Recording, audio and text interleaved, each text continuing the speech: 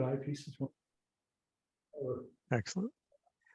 Okay, so I already have welcome to Astro Cafe for October 3rd. I've already got some people who've contacted me, or I've been told about David Lee and Reg Dunkley have got some images of the Jupiter, or the Io's transit of Jupiter. And also, I think David might have something to say about the sky survey. And Reg may have something else to add about the MICs up at the VCO. And Jeff Pivnick apparently has someone lined up, so maybe we, not for today, but for the 17th, I think. But at least maybe he can give us some information on that. And Lauri Roche, I think, had something she wanted to speak about. So is there anyone else who had something? And I don't think Lauri's arrived yet, so maybe Okay. not. I could just mention it at the time, so I could always. Sure. Were there any other people? I also got some pictures of Jupiter and Io, so I could share something as well afterwards at the very end. Should we kick it off with David and Reg?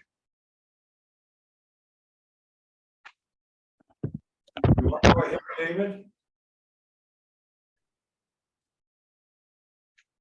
Are you there? Can you hear me, David? David looks frozen. He is moving, but I don't think he has audio. Okay. Well, Jeff's clearly here. Jeff, could you fill us in? Apparently you have someone lined up for the 17th. Yeah, just give me 1 sec to get this set up, Brock. Sure.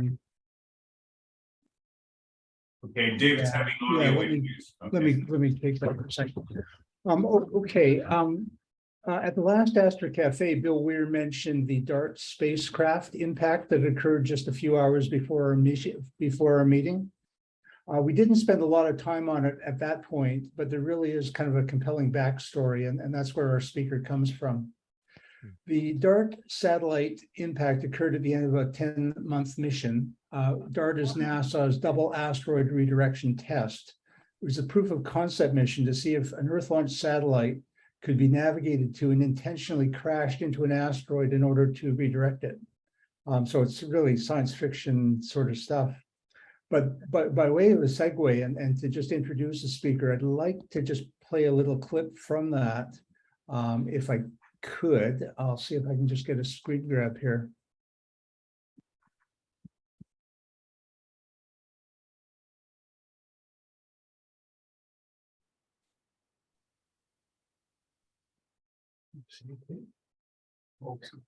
There we go.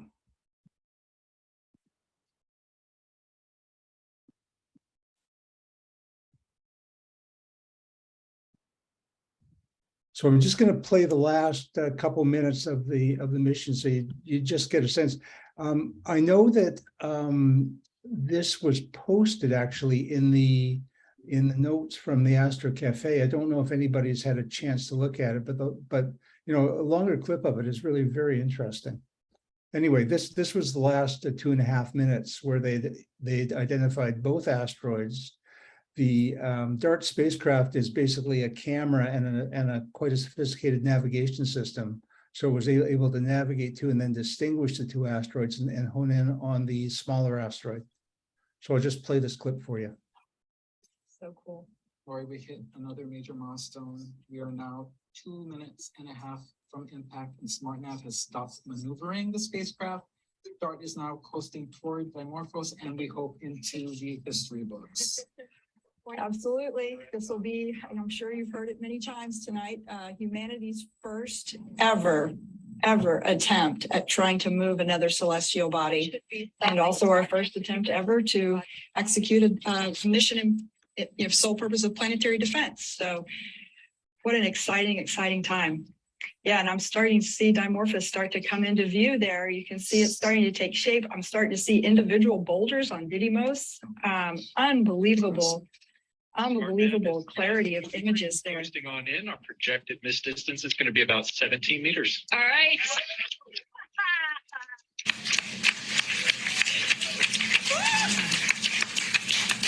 All eyes on this event, space telescopes, ground telescopes from every continent on Earth.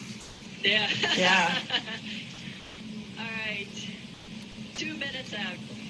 Does not look like one single rock stain. Oh, boy, we're getting close.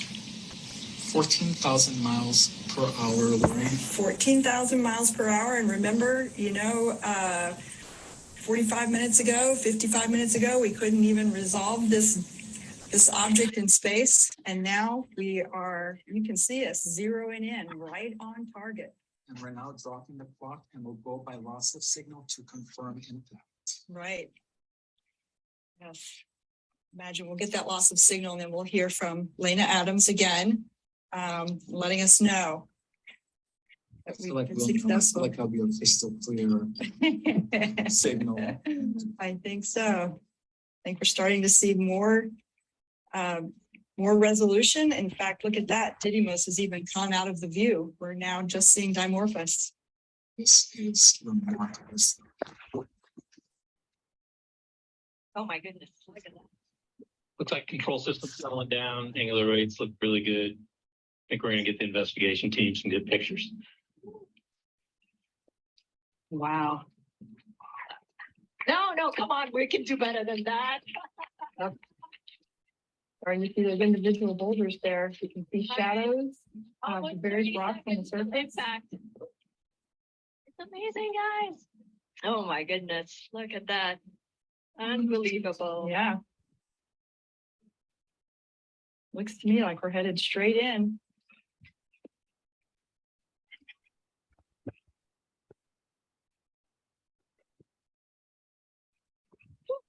Oh, wow. Yeah.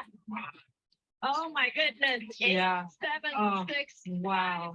4, 3, 2, 1.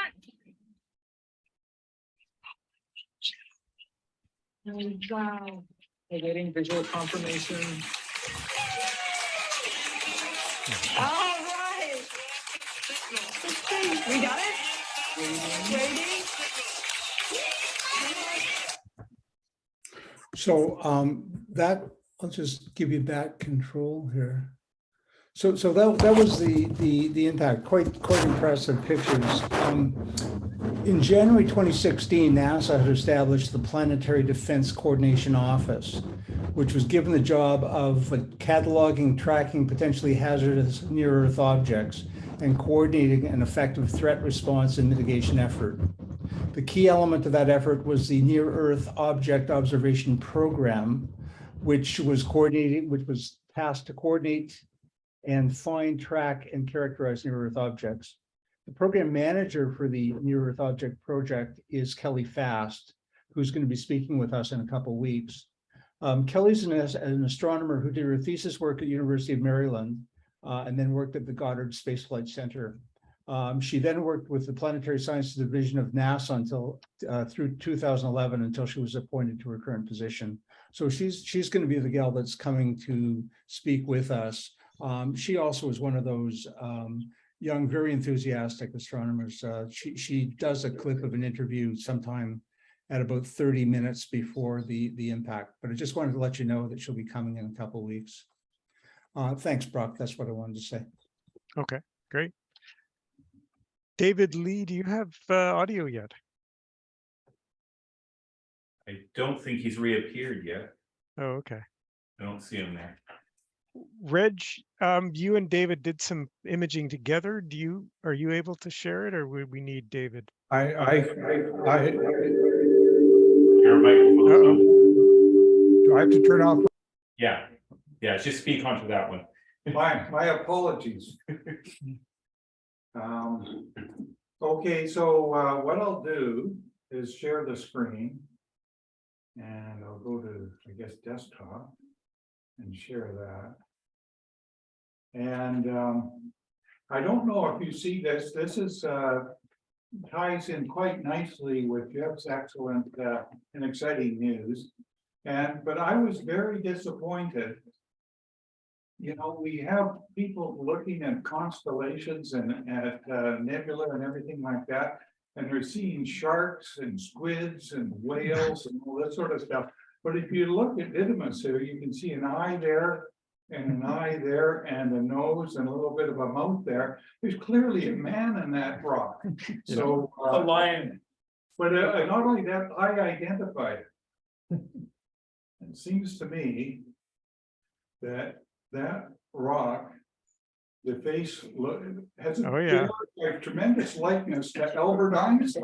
So, you heard it here first. Yeah. So at any rate, I'll pass on that now, but that was my big announcement. And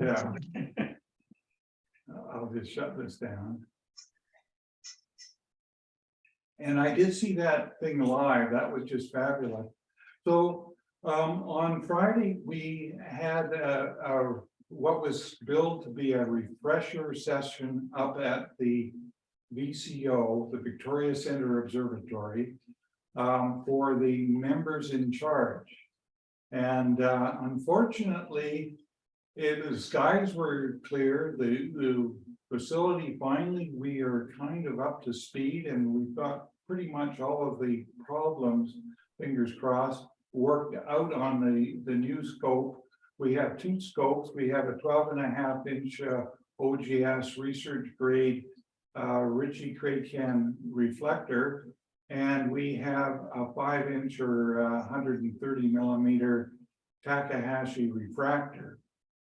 And these we're going to be showing the MICs how to configure these things to use the particularly the refractor in video mode, or it's very easy to put on your own DSLR camera or a variety of other cameras on there. So we put out this initial training session last Friday, and unfortunately nobody could make it. So I think partly that was because I only gave about a day's notice, but the weather was really good.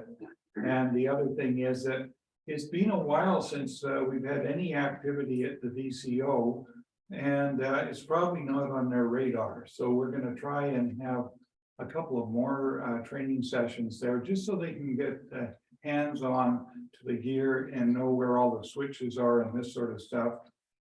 We prepared documentation for it as well. It's called a cheat sheet, and it's a 1-pager, and then we also have an illustrated manual as well.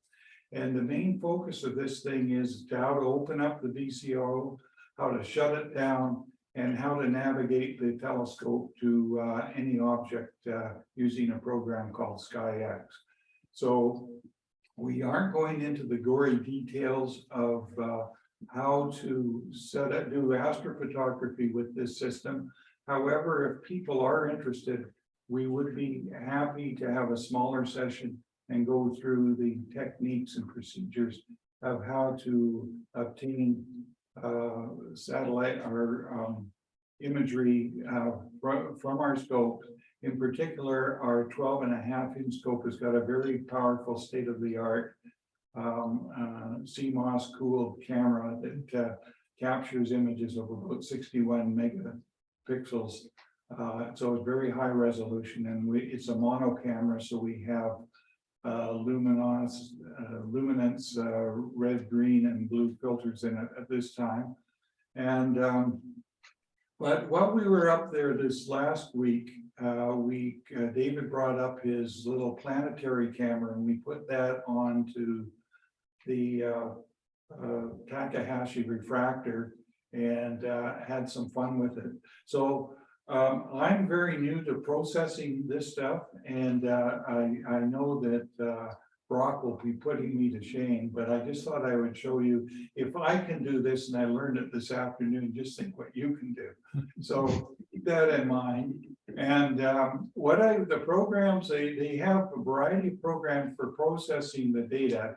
And what we do is we take a movie, and the movie that David took had 2,000 frames in it, and they lasted about 51 seconds each one. And we took 20 of these pictures, 5 in luminance and then 5 in green, 5 in red, and 5 in blue. And so to process the pictures, there's all sorts of software that you can use. One popular program is called Registax, which stacks all of these images up. Another one is called Auto Stacker. And but I could not get Registax to work on my new computer because its vintage is about 2010 or 2011. So stumbling around, I came across a program called Astro Surface. And Astro Surface does all of the stuff that Auto Stacker will. It does all of the processing and wavelet analysis that Registax will, and it can also combine images and this sort of stuff. So it's kind of all in one. So I really, by procrastinating, I only had to learn one program rather than 3 or 4. So this is my first effort with this. And David and I were up there and we saw, gee, there's something really weird on this on Jupiter, and there's this dot here, and we realized that that was the moon Io, and you can see a white dot there and a black shadow there. And as we travel through here, you can see it moving as it goes off the screen. And this was all a big surprise to me, and I was really kind of stoked. So I'll just go back there again so you can see that. So what we did is the camera, if you look at the actual images from each frame, they look quite horrible. But through the miracles of the stacking program, what it does is it kind of gives each picture a score, and then it allows you to select the best number. In this case, the best 50%, or about 1,000 images I used. I stack them up, and then I put it through a thing where it gives a definition. It uses a thing called wavelet analysis, and it gives it more distinct area. So that is what I did initially, and now we'll go over to this one here. Did you notice, Reg, that they're on top of the great red spot? No, I don't. Look underneath Io and you'll see a dark area. Okay, well, that was missed on me because actually the shadow of Io stole all the thunder. So thanks for pointing that out. Yeah, so they were nestled right on top of the great red spot. Mhm. So here we are. This is the luminance channel, and this is a red channel that hasn't been processed. So this was the sort of thing that David and I looked at, and even in that we said, hey, there's something weird here. So that's why we kind of got excited with this. And we'll just step through these things. The bright ones are luminance, and then there's red, green, blue, red, light luminance, red, green, blue, and you can see the moon progressing across as you go through there. There's another image that hasn't been processed yet. So that gives you kind of an idea of what we have. I just sort of showed you this, that we were pretty stoked by this, and we had a great time up there. And this is a sort of thing that you could do even with your DSLR camera, because we have a device called a PowerMate that changes the focal length of the Takahashi reflector from, well, normally it can range from 770 millimeters to we had to go out to a focal or an F ratio of 19.6, and so you can really blow up planets and capture them. So on your DSLR, you just take a movie of it, and you could use this software I just recently found, and you could process the stuff yourself and have a really good time. So I think I'll leave it there. And are there any questions? Yes, I have a question. Just earlier you mentioned about nobody showing up for the showing you did earlier this week or last week. Yes, on Friday. Yeah. Now, was that sent to all observers? Because I didn't get any. No, that was only to the members in charge. We want to get them up to speed first. Okay, that's fine. But I will announce that we just learned last week from James D. Francesco at NRC. We're allowed to implement our new set of modified COVID operating procedures for the VSO. And we're allowed to have 15 people up on the hill at a time now. Okay. And people who are in the VCO itself are limited to 3 at a time, Mhm. and they have to wear masks. Mhm. We encourage people to, if they can't socially distance outside or up at the parking lot at the, between the center of the universe and the Plaskett, that they mask up there as well. And the other thing is we ask that people, if they have any symptoms, they do not go up. And the other thing is that they should be fully vaccinated. So those are the requirements. And some of the MICs are still concerned and are in isolation, so not everybody will be going up. But hopefully we will be able to train people up soon, and we might have a couple of sessions using the active servers list so we can open up.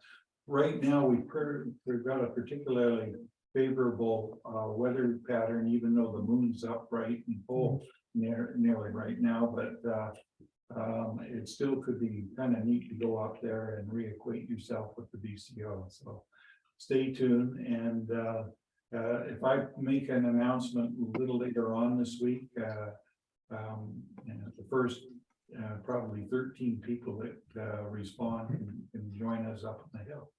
So I'll surrender my screen. What about more questions? Some more questions? Yes, I have a question. What was the duration of the Jupiter video? We took 22-minute videos, roughly, or they're 51 seconds, something like that. So we ended up having 40,000 images of Jupiter, and we processed them.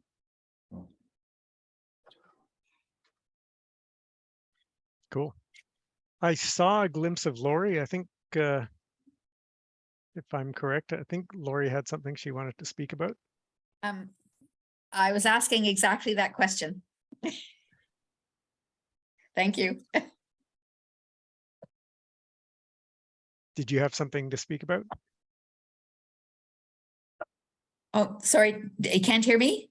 Yes, I can. Okay, I just said, yes, I just asked, that question was just asked. The one that I wanted was what was the duration of the of the video. So sorry, yeah, that was already answered.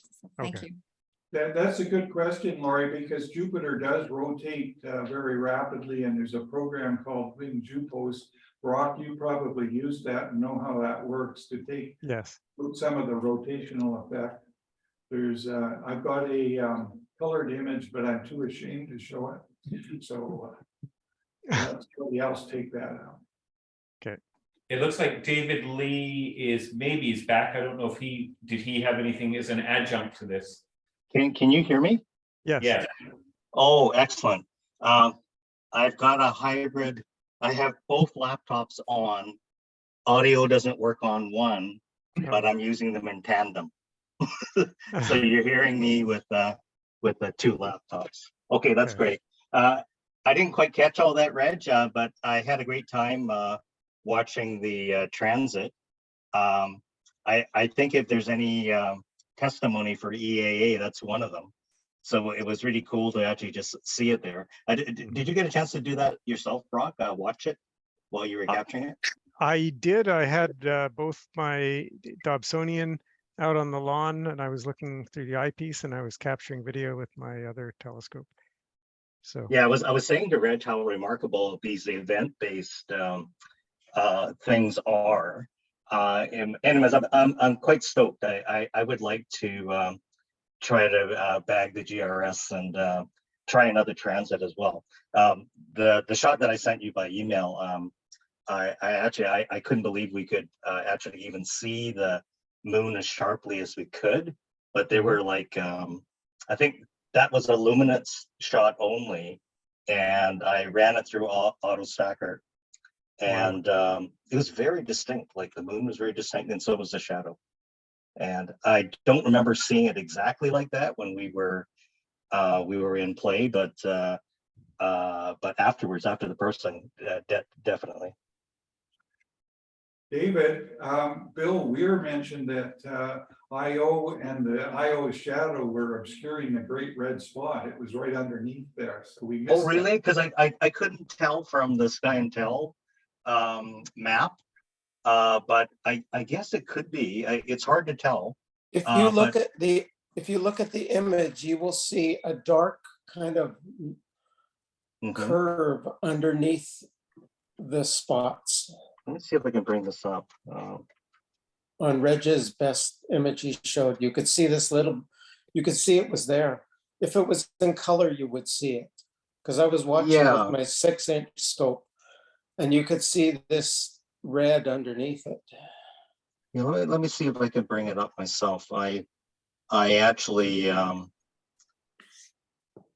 I think I know it, but I'll bring up the Sky and Tell image as well and see what you think of that, because I brought up the exact time, but sometimes these maps are not really all that exact, right? Yeah, because I wasn't going to go out, and then I looked at it and I saw, oh, there's a shadow transit, but it'll be ending soon. And then I saw there was a great red spot, and so I saw the shadow and IO, but then when I kept scanning around trying to figure out where the spot was, and then it was like, oh yeah, there it is. It's right underneath them. Yeah. So you can make it out here. Let me see if I can magnify it here. You can see it here. It's kind of gritty, but there you see it. Now see there's a dome above them. Yeah. You think that's the GRS right here? Over right at the, it was right at the edge. Look right at the edge. Right at the you can edge. You can see right above the white dot. Just directly right there. Oh, that's really? The red spot. Okay, so let me show you. This is Sky and Tell's image, and I guess that could be. I guess they don't show it underneath here, but I was pretty sure it wasn't. But oh, that's great. It's an upside down Jupiter. It is. Yeah. This is. You can switch it around. I can't in this image, but you could otherwise do it. But I was, as I say, I was quite. Even though our image scale wasn't quite correct, I was tickled pink to actually see the shadow so distinct and the moon so distinct. Because I think when we actually saw it, Reg, didn't we question what we were looking at? Like we couldn't tell, like it was black, and I wasn't sure if it was a shadow or not. But well, there it is, right? David, it was spontaneous. We stumbled across it. We didn't know what we were doing, Reg. I mean, we were just winging it. Sometimes that's the most fun. Visually, it looked exactly like that. Yeah, it was a lot of fun. Galileo would be impressed. The seeing was particularly good on Friday as well, so that really helped. Yeah, for sure. If we're on the theme of Jupiter, I could also share some pictures. If there's, I don't have anybody else on the list, so I guess I can just share away here. Yeah, I've got some announcements afterwards, Brock, whenever you're done. Oh, okay.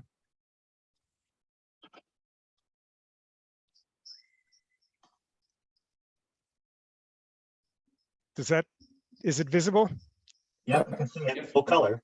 So that's full color version, but I think everyone knows what was going on there after the last chat. But I had actually was planning ahead knowing that this was coming. So I actually set up quite early so that I was able to get from the very beginning. And the next image isn't really an image actually. And in that one, you can see the red spot. Yes. See, right there. This was way more work than I thought it was going to be. There's a lot of pictures and they all had to be, run through all the reg stacks and all that. There's the GRS right there, Brock, right in the middle. Yeah, but they catch up to it. Look at the end, you can see how it. Yeah, there right it is. there. Yeah, right there. Look at that. I did a big rush on this. I'm going to go, once the rainy weather comes, I might go back through this data and clean it up and do a better job. But there's a lot of differences in the way I processed them all, and so. But it Brock, shows. I'm really I've heard surprised the we Brock. got what we got because we were only using 1,000 millimeters. We didn't even have a Yeah, power mate to sort of amp it up a little bit. that And helps a lot. You're probably, Brock, are you using any amplifiers at all? Yeah, I've got 4,700 millimeters of focal length equivalent. Well, there you go. There you go. So, and then I also, last night I went out again and the seeing was even better. And this is, I shot Saturn again, and this is, I think, my best, just simply, I think, because of the seeing. I've never had seeing this good for imaging. So. It's been crazy good lately. It's Yeah. absolutely lovely, Brock. That is gorgeous. Wow. Getting the ring all the way around. So that the seeing was pretty spectacular. Yeah. And then Well- I got another shot of Jupiter last night as well. And the seeing was even, you can see this is more detailed, I think, than the other one. So And you can see the great red spot starting to, yeah, it or was is just, it leaving? it was actually starting. If I didn't realize, I needed to get to bed because I had to work, but I didn't realize it was so close. I would have stayed out for another 10, 15 to get it in more in view, but I What time didn't was realize that? until the following morning. What time was it last night? When you shot this? Probably about 9:15, because I still Oh, wanted to okay. convert my system over to do some overnight deep sky. And I wanted to get it all changed over before basically 10 o'clock so I could actually sleep. So Brock, what software are you using to process this? interestingly enough, I was also using Astro Surface, and I literally just discovered that it existed 2 days ago, but I was quite enjoying it. It's pretty good software. Yeah, Great I minds found think I found a software few alike. I found a few references on the internet, but I guess it must be quite new, actually. Yeah. One thing it has on top of Registax is it has Richardson-Lucy deconvolution as on top of the wavelets. And I had actually been using wavelets in Registax and then Richardson-Lucy deconvolution in another program to tighten things up, and to have it all in one place, I think is a nice thing. So. Brock, you actually made a weather forecast, which I thought was very good. You're getting up there to rival Reg here. I'm how did you actually- not going to go anywhere near claiming that. But what program was? How did you get that thing showing what it was going to be? well, I have a link to a map that just shows the jet stream, and so seeing is generally good when the jet stream is not directly over top of us. So when the jet stream does a big loop up and we get nice clear weather, that's often a good sign. But sometimes we'll have clear weather when the jet stream is directly overhead, which of course Reg could go into much more depth, and he's probably giggling at how much I'm getting wrong, but it's pretty close to what I use. And there's also a couple apps there. I could potentially put a couple links in the actually, I think I already did put a couple links in the astrophotography group, but I could put some into this chat as well. But it's definitely handy to have the right place to look. Thanks.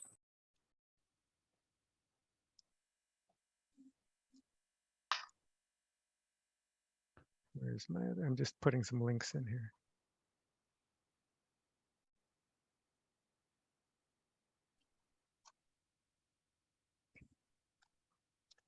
There we go. I put some links in the chat for where to look for both a map of the jet stream and also the seeing forecast. And it's supposed to be really good seeing tonight, apparently. So if anyone wants to go do some imaging, I might get up early and get some images of Mars. So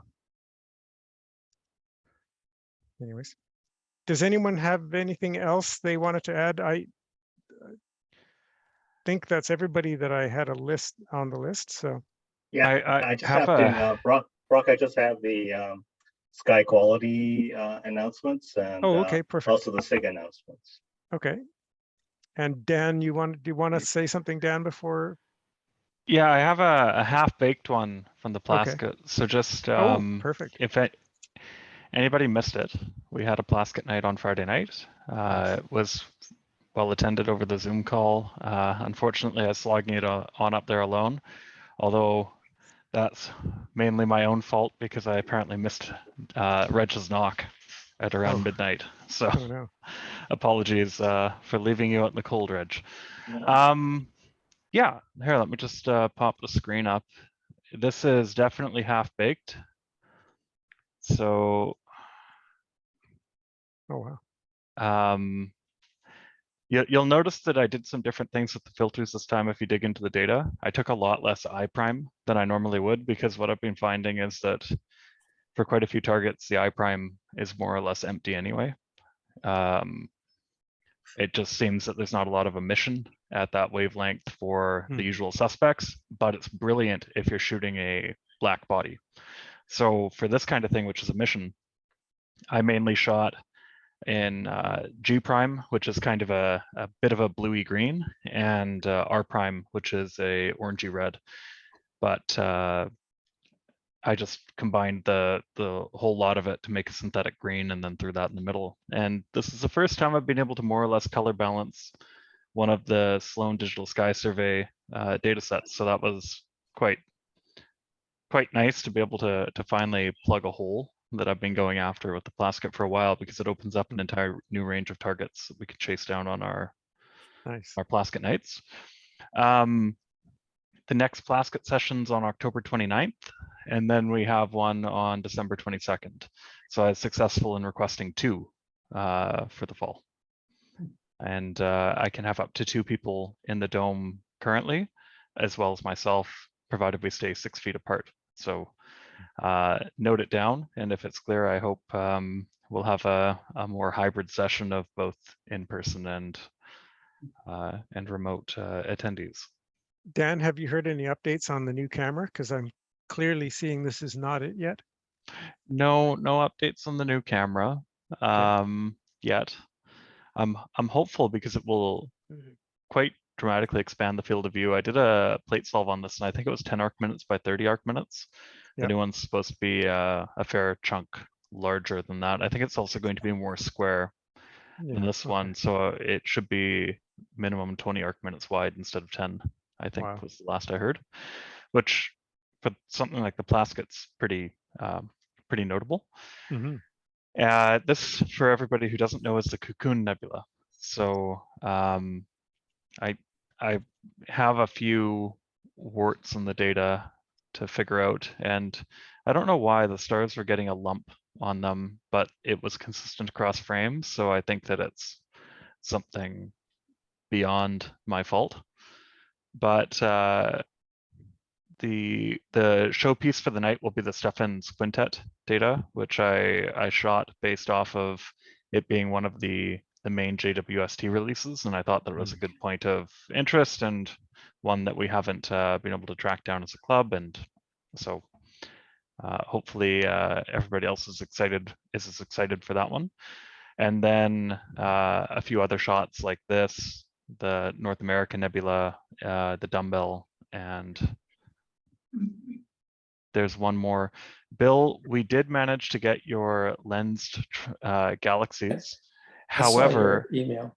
They were so tight in the top. Yes. It just looks like an arc. It looks like a bloated star rather than an actual distinct feature. We did clearly separate the one on the bottom though. So you can see the lens down here clearly, and you see the aggregate light of the 3 as one blob on the top.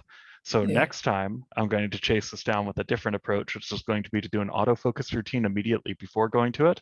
And I'll shoot it in a 1x1 bin for you. So even though it will take a couple minutes to download, I think that might get us a better chance of being able to pull it out.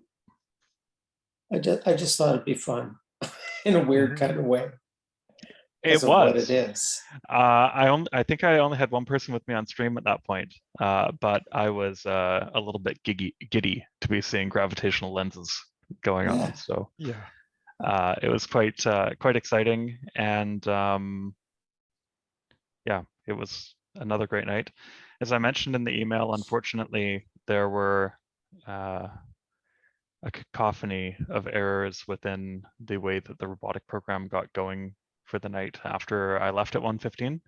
So apologies for that. We'll catch up with the targets during the next session. I was trying to do a reshoot on ARP 273, the kind of rose galaxy, I think is the colloquial name after Hubble shot it, and NGC 772, which is the Nautilus galaxy, based off of a data set last fall where we had the floor open and there was a light leak that then destroyed more or less the data for the two objects. However, once again, we've been foiled. So I've just, I think I'm going to take the lesson here that those two objects are cursed and not put them in next time. The other one I was trying to go after was NGC, I think 270 or something, which is one of the star clouds in Andromeda, because we shot it as the astrophotography group, and I thought it would be an interesting comparison point and a fun one for people to revisit. But unfortunately, we'll have to wait until later in October. And that's it for me. Thanks. Okay. And I just want to say thank you to Dan. He had a sudden influx of people from a cruise tour that walked into the dome at the time that he didn't know about. And we really appreciate it. It really ended up being really good, Dan. They really liked you helping them out with seeing some of the things. So thank you. Oh, good. Yeah. We'll try to tell you next time if we can. It's, you know, like that was first off, that was a big crowd to have come in. I think that we had maybe 30 or so. It was a big group. Yeah. And they seemed fascinated. And what more can you ask for? So it gave us a chance to take a 10-minute break and flip some lights on, and yeah, it was wonderful to be able to engage them, and then we got to go back to our work. Oh, thank you for being so flexible. We really appreciate it. Well, and hope to see everybody out for the next one. I do my best to be engaging. It's admittedly tough when also trying to drive at the same time, but it's always a good time, and trust me, it's more entertaining to have people to chat with as you're going through. Dan, one thing is that when we had Plaskett in the yesteryears, we were usually clouded out. But since you've been arranging things, it seems like you've got the right stuff. So congratulations on getting really good nights. Reg, as the scientist in this area, I think I borrowed every tip and trick you ever gave me, but I can't take any credit for it. I just have been picking.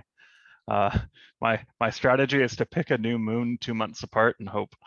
And so far we've been on a hot streak. But yeah, it's looking like good data. Hopefully I'll be able to share more in the week ahead. And I encourage anybody and everybody to dig in. The flats take out a lot of the aberrations quite well. So it's, as far as data from a telescope like this goes, it's pretty nice to work with this time. And yeah, thank you. Excellent. David Lee, I think you were going to speak a bit about the survey. Let me do the SIGs first. Oh, the SIGs. Okay. So this week is the beginners group, or the getting started in astronomy. That's tomorrow night at 7:30. So we're going to be talking about Pegasus and any adventures we may have had during the summer. And I'm sure there are numerous. Brian actually chimed in today and told me of a nice trip near Merritt that he took into Dark Skyland. So I'm hoping that there'll be other stories as well on Tuesday night. So the Sky Survey, again, a big thank you to everybody who participated last month. I pretty well got all the data sheets in. I'm just kind of going through them right now. There is a stage in the process where we have to sort of get the data consolidated, clean it up. I know there are a few kind of anomalies in the data, which I'm going to have to resolve. but I did a preliminary graphic this morning, which I thought might be interesting. It's nothing to do with the spatial survey in a sense. It has more to do with our technique, which I found kind of interesting. I'll share more details in the meeting that I have scheduled for this week. We have 2 meetings scheduled. The main meeting is on Wednesday at I think between 7 and 8. And I'd like to sort of emphasize the 7 o'clock. I do have an 8 o'clock meeting. So normally I know a lot of our stuff starts at 7:30, but in this case, we'll start at 7. So what we'll do is we'll kind of go over some of the things that I found. I have a graphic that I've produced, which is kind of interesting, that kind of shows maybe the pros and cons of the methodology we used and collecting the data. It's actually quite interesting. I took the 4 readings that we asked people to do at each location, and I actually graphed it so you could see the width of the min max of each of the readings. So you can see in the really bright areas, they were quite spread apart. Now, I don't know if that's really from people getting extraneous light only from certain angles, but when we get into the really darker areas, the obviously darker areas, the readings all collapsed and virtually converged. So that was kind of interesting. It might be a good diagnostic tool for maybe ferreting out those locations which may be not ideally sighted. Like if our goal is to get the darkest possible sky in a certain area, then maybe that's not a good strategy. But at the same point, I mean, I think originally the way Sid intended this to work, if an area is bright, he wants it recorded as such, so that we understand kind of the amount of light that we have to deal with on the island. So various things we're going to talk about. We'll talk about that particular graphic. I'll talk a little bit about where we go from here. I think we had actually talked about maybe increasing the frequency of the survey. And now that everybody's kind of got their feet wet, maybe we can do it a little bit more frequently. And we might even maybe target areas of interest. Doing the whole survey was very daunting. I'm not even sure how we did it, though I know that Sid had at his disposal several weeks, maybe several months of data collection. So we didn't do it all in 1 or 2 or 3 nights. So I think we did very well, as I mentioned in the note that I sent around to the volunteers today. I think we were like 50% people that have done it before and 50% no. So given that qualification, I think we did really, really well. Now there are some gaps, and I'll talk a little bit about that. But by and far, I'm very pleased with the results.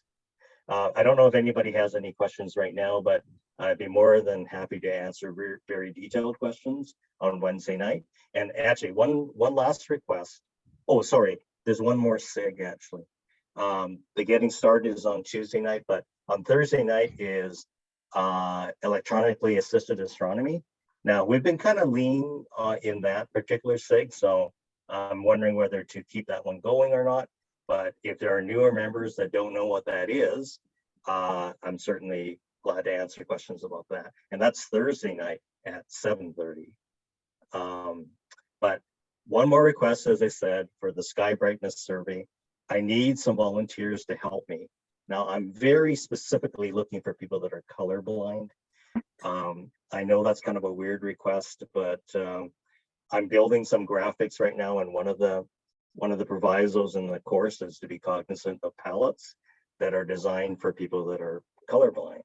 So the products that I produce kind of have to pass the colorblindness test. So I'm not colorblind, so I need somebody who is. Now, if you want to just look at the graphics and help me with that, we're only going to spend like half an hour on it, 30 minutes on Tuesday. So that's from 7 to 7:30 tomorrow night. Any pair of eyes is great, but I would treasure you more if you were colorblind. So yeah, I just need to increase my the type of people I have in the survey, or the people that are going to be looking at these things. Anyways, that's it. David, I'm not sure if this helps, but there is more than one type of color blindness. Oh, there is, for sure. Yeah, for sure. so having a person who's colorblind ain't gonna cut it. So you're Well, really I know that. excluding the color combinations that are. I know that. I just Oh, want okay. to, demonstrate to the instructors that I tried. It's not meant to be perfect. So, yes, I'm quite aware that there's quite a number of different types of color blindness, and believe it or not, they actually have palettes for most of them. Yes. Any other questions about the survey itself and what happened? I've been believing that Jupiter has been skewing the sky quality meter readings. Oh, okay, that's interesting. Seems they often talk about the Milky Way doing that. Yes, but yeah, go ahead. I've noticed during like it's Jupiter season right now, like in the middle of the night, it is right overhead. And I've been getting what would be brighter readings than just say a few months ago.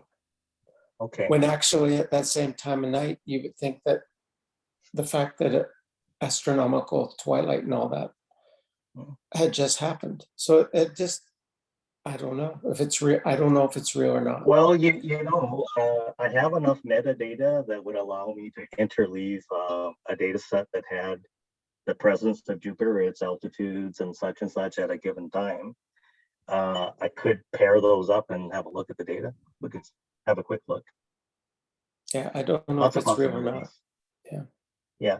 So, the other thing that I hope will happen out of the initial analysis, that people will come up with new areas of interest, and we will do very targeted things. As I say, doing the massive survey that we attempted to do, it is daunting. It's not that easy to do. But if there are specific areas that people are interested in, maybe we would up the frequency in those areas, especially if they're easily accessible. And we'll just look at particular windows and do another kind of like mini survey. Oh, what's happening here? Not sure which computer you'll be looking at. So another request to the other David Lee. Oh, okay. Who's this? May I join the beginners group? Yeah. Okay. Thank you for the email. I'll send you an invite. I don't know who you are, but that's okay. Are you a new member? Rod Miller. Okay. Okay, I'll send it to you regardless. You can join us tomorrow night. I think that's all I have. If there's no more questions, I'll answer them in detail on Wednesday night, or if you can help me on Tuesday night, that would be great too. David? Yes. Are you planning to do another survey in October? I consulted with Reg about that. It's not that he doesn't want to. I think he thinks that the weather may conspire against us. Do you want to comment, Reg? I think that we were very fortunate to have such a balmy evening to take those observations. And I know that Dauntless Les and I, we didn't finish the survey until 12:30 or so. So there you go. But it was a great night. Yeah, that's good. Yeah, so I guess, Alex, there's always a possibility. I think that's something we will talk about on Wednesday night. And again, if there are areas of interest, then certainly that would be easier. It's not as easy to mount the whole survey again on a given night. But if there's a very small area, I mean, I'm sure that could be done. Okay. Okay, thank you. Okay. Now I think that is officially everybody that was mentioned or on the list. Is there anybody else who, oh, Lauri? Sorry, can I just ask again? Chris Peirce put it out in the memo, but I'm taking names for people who would like to order a calendar this year. And you'll notice that this is like the 2nd of October, and we're going to get this early. So please just drop me an email at roche.lauri, Lauri, @gmail.com. And I will put you on the list. You just don't have to pay or anything. You just have to tell me how many you need. So thanks. Lauri, you can give Yes. me two for me, please. Thank you, Alex. Okay. Yeah, because they've been coming almost immediately to people. As soon as you send in your order, it's almost like they're being shipped out.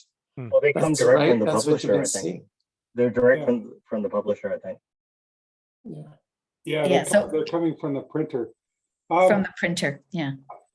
They So learned we'll- from if we last make- year's if- mistakes. If we do a like ask for like 35 or 40, then they'll come directly from there. Yeah. I was just offline with Gary here, and he was asking me if I had anything to say about JWST. I actually have some news about Hubble. Anybody's interested in that? Yes, I please. heard that. Yes. So what this is about the future of Hubble. And, you know, when I was working on my book, I'd go and ask people, well, what's going to happen to Hubble? When, you know, it's gone, I think, 13 years now without a servicing mission, which is a long, long time. And so far, all the fixes they did on that are working. It's still working. We had last year we had an interruption for about a month, but it's still working. And NASA figures that even though its orbit is descending, I think it's down to about 535 kilometers above the Earth. And it would stay in orbit until 2036 or 2037. But beyond that, I said, well, what happens is you're just going to let Hubble fall into the atmosphere? And the answer was always, well, the official policy of the United States government is that there will be no uncontrolled descent into the atmosphere. Okay, well, how are you going to do that policy? No answer. You know, it was assumed that they would build kind of a propulsion module and launch it up there. And I think that was still the idea. Once we got kind of closer to 2036 or 2037, they would build something like that. But there's nothing kind of lying around that can be launched and all that. So anyway, and then kind of suddenly, Thursday was kind of an interesting day because in the morning we had both Hubble and JWST release images from the DART impact that we were talking about earlier today. And then at the last minute, there was a press conference called. So I listened in on it, and what it was is that they announced, NASA has announced that SpaceX, it's conducting a joint study with SpaceX to look into using a Dragon spacecraft to boost Hubble into a higher orbit. And so that's what it was. Now it would, and NASA is not paying anything in this study, and it's purely technical. It's going to take about 6 months. Can they do it? Are there any problems? What would the cost be? Things like this. And you might recall that about a year ago there was a private flight on Dragon. It was called Inspiration 4, and one of the pilot of the thing was actually a retired NASA astronaut, but the co-pilot was this billionaire who actually has jet flight, jet aircraft experience. And I think it's Garrett Isaacman or something is his name. And he has announced that he's funding some additional flights, which are called the Polaris program. And I think around I think next year there's going to be the first Polaris flight, which will be another Dragon flight similar to the one a year ago, except this one is going to go into a very high orbit, the highest orbit with humans on board, except for things that have gone to the moon. And there's also going to be some spacewalks on this thing. And then there's going to be a Polaris 2, which will follow at some indeterminate date. And there's talk that he may offer that flight to go to Hubble and boost it into a higher orbit. So I think that's the idea. So anyway, that's the way things stand right now. Now, there's also a third flight in the Polaris program, which is using the Starship that SpaceX is developing, which is far more capable, if everything works out, than Dragon. So anyway, I wrote a piece about it on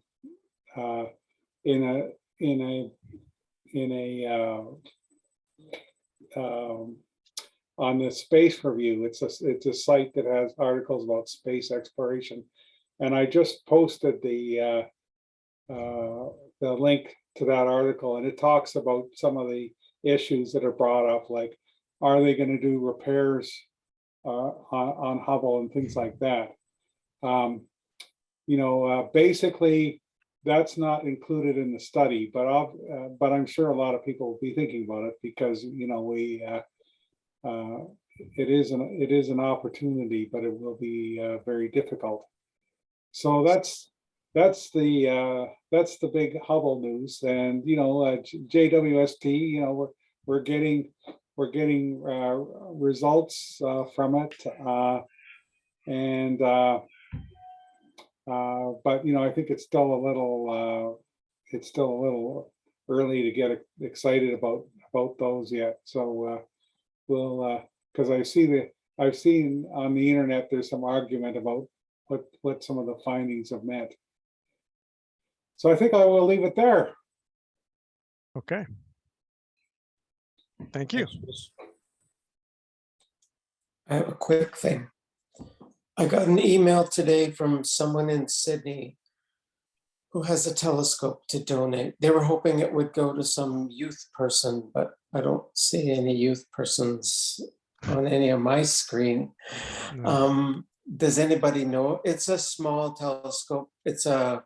Although I believe that the mirror in it would be very good. It's actually a Vixen Newtonian of a probably 1980s era on an equatorial mount. So it's a beginner telescope on a not beginner mount. But both of them are credible little things. It's not a more. How big was the mirror, Bill? It's a 114. So it's like a 4.5-inch mirror, right?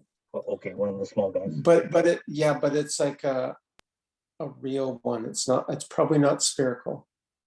It's probably parabolic. I tracked down images that people have taken using this same telescope. They look quite credible. Using it as putting it on a proper mount that will track in a real camera. People have taken some pretty nice little images with it. But I told them that's actually a good point you make, Bill, because a lot of the older telescopes, they were not parabolic. And not to say that they're useless, but a parabolic mirror is much nicer. This has Japan written all over it. Yeah. So Bill, if nobody steps up, a friend of mine has asked me if I know of anybody that has a scope that they might be interested in acquiring. Because they live on a farm out by the airport and they'd love to have a little scope to look at the planets. Okay, so that'd probably be good. Yeah, but if there's a young person that wants it, give it to the young person. Yeah, if I'd known a day before, I could have, because on Sunday I was out Machosen Day, at the market, and the Apple Festival was going on. There were young people all over the place. It was actually quite cool. I was able to show an actual coronal mass ejection to young people because you could see it. In H alpha, it was this super white, bright spot. And then I saw an image that was posted that showed it. Lauri, aren't the some of the school groups meeting out at Cattle Point within a week or so? Yes, I was just going to say, Bill, we have two schools, as well as Vic High. So, that has started up a new astronomy clubs. So, it could be that if we offered it to, somebody in one of those places or one of the kids at Vic High, then that might be someplace we could send it. Mind you, you have to kind of, I guess, get it. And well, I responded to him saying that if there wasn't anybody in the club that wanted it, that I would be interested to find some other youth that might want it. So okay, he didn't. The response, go for that. the response was not against that. He just seems to want it to go to somebody who would, yeah. It looks in perfect condition. It looks like it just came out of a box. Although it's probably like 30 years old, at least 40 years old. Gary, do you want me to check in with the clubs first and see whether or not anybody wants them? I was just consider this person a person of last resort. If we can get into the hands of a young person, that's by far better. Okay, I'll see what I can do. I will connect people. Okay. Okay, I'll claim it then. Okay, thanks, Bill. And say I have somewhere for it to go. Yeah. Because I was going to do that anyway and then find somebody. Perfect. Okay.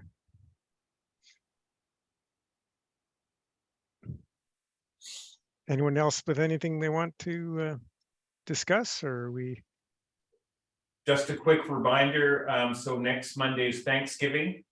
So we will not be here next Monday, right, but we will be back for our guest presenter on the 17th, 2 weeks tonight.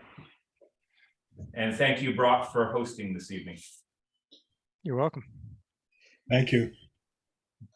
Thanks to everybody for joining and presenting and sharing. So, and thanks to Jeff for finding a speaker for 2 weeks.